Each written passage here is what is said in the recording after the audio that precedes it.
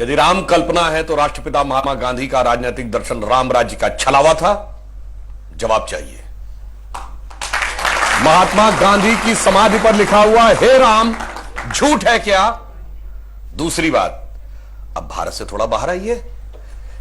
पिछले ही साल याद है दीपावली में साउथ कोरिया की फर्स्ट लेडी आई थी, क्योंकि वो मानते हैं उनके परिवार की डिसेंडेंसी भगवान राम से। थाईलैंड का किंग टाइटल होल्ड करता है, किंग रामा द 9th। पूरे यूरोप में हरे राम हरे कृष्णा मूवमेंट चलता है, ये कोई भारत ने नहीं चलाया। और दुनिया में एक ही देश ऐसा है जिसके नेशनल ब्रॉडकास्टर पर हर दिन रामायण आती है, वो है दुनिया का सबसे बड़ा मुस्लिम देश इंडोनेशिया।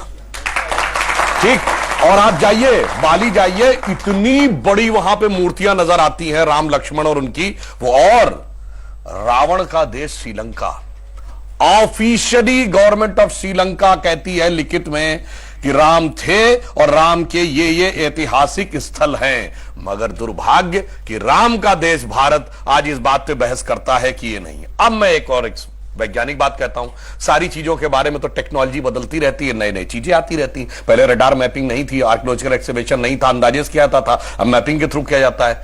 मैं पूछना चाहता हूं, साइंस एंड टेक्नोलॉजी में सबसे बड़ी थ्योरी आइंस्टीन ने रिलेटिविटी की थ्योरी दी, जिसमें उसने कहा यह दुनिया सिर्फ स्पेस नहीं है, टाइम एंड स्पेस फॉर्म है। मैं आपसे पूछना चाहता हूं, टाइम का सबसे एक्यूरेट पैरामीटर क्या हो सकता है? आप कहेंगे 5 बजे है, तो 5 तो दिल्ली में बजे ना, लंदन में तो कुछ और बजा होगा, इसलिए ग्रीनिच मीन टाइम है जो सारी दुनिया पे लागू है।